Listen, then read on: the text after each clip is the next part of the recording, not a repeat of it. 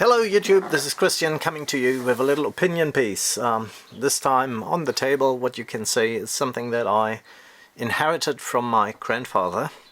This is Laguiole Rossignol, pretty much a French peasant's knife if you if you want to call it that.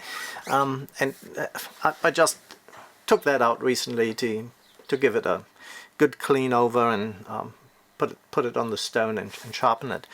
And I kind of, it's really by today's standard. It's not really in any particular way. I mean, it has lovely artwork on it. You have your bee or your fly on top of it, which is on the slip joint, your actual hold-on position of your slip joint there. Usually that would be the spot where your thumb comes to rest. This particular knife got me thinking in a number of ways. And what amazed me is, if I compare it to my knife collection today, which is relatively substantial, and my granddad used to carry that every day. So when I was going out with him and having a play in the woods, that would be his whittling knife, and it would have sliced countless apples for me at the time, and that was the one knife that he always would carry with himself. And 440 steel, which is not shabby at all, even by today's standards. I mean, it's not up there with the top knife steels, but at the time, in the 70s and 80s, that was respectable steel. And it is so interesting because can you imagine just having one knife, if you're a knife geek or interested in knives and knife shapes and the functionality of blades and steels, and then you come across this and you think, my God, for 30 or 40 years he's been having that in his pocket, and never ever did desire arise to have anything else, because that was the one tool that for this particular purpose actually did it all. And it was looked after, and it was sharpened and carried and used, and that was it. And one knife for 30 years pretty much. And I find, if you excuse me if I bring that up, perhaps that is not going to be all that popular with manufacturers or people who are really into collecting knives. But at the time, there was a different economy, so there wasn't that huge amount of knives available, mostly because nobody would have ever thought that people would actually need a collection of knives. That perhaps in some cases go into the hundreds of knives. And today we see a huge variety. It's almost on a daily basis that you see new knives coming out. And sometimes it's just worth perhaps taking a step back, seeing what's happening on the planet, and thinking about that entire industry, billions worth of machinery and industry and marketing apparatus and the need for invention to satisfy our need for new and more. And this, for me, I might keep that in my collection. That will never leave me. But what I find quite interesting, I use this as a reminder to say how much knives do I actually need, and am I not going overboard? Have I not lost touch with what's happening out there? I still will carry on having more knives, but sometimes I look at this and it kind of puts the brakes on a little bit. And I tend to say, well, this is a nice knife over there that I've seen somewhere on the internet or in some kind of review, and would really like to get my hands on it. But I don't have to. It is nice, but it is not tingling me that much. And so what started to happen, I keep that in my knife new knife box, when I go through it and think about, yeah, is that perhaps a knife shape that would complement my collection? I look at that knife and I double question whether I actually need to be doing that. And you might say, rightly so, your position might be entirely different. You might be saying, yeah, well, nah, it's just too much fun. Who cares?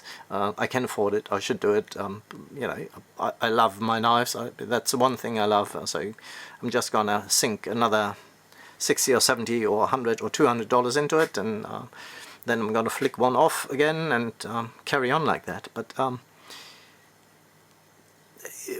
what it feels like that sometimes we got a little bit out of control with constructed needs, because let's face it, nobody needs more than a few knives, really. And you can drill it down to say, well, this, you know, if you're a leather worker, then you're after a particular kind of maybe half moon round knife, or if you're into another area, then perhaps you need another knife yet again to fulfill this purpose. And there's kitchen knives, and there's outdoor knives, and there's survival knives, and fishing knives, and hunting knives, and you have all these varieties that are really quite specialized. But as far as us knife nerds and knife specialists and flipper knife aficionados go, really we don't need another knife. And so I'm bringing this up just to say, look, there was another generation of knife carriers, knife users, who appreciated and only took what they needed. And this was one of the knives, impressingly enough, as simple as it looks, who apparently did the job for a lot of people. Certainly quite unique, with a mother of pearl, or nah, I think it's a horn type handle rather, with brass liners, if you like, and just that slip joint. Really quite simplistic looking, albeit not easy in terms of assembly and how many parts are required to build up that knife. That is quite a different story. It is actually rather complex in its construction. But this particular simple knife, you know, did it for somebody for 30 years, and I cannot say I have a number of really exquisite knives in my collection.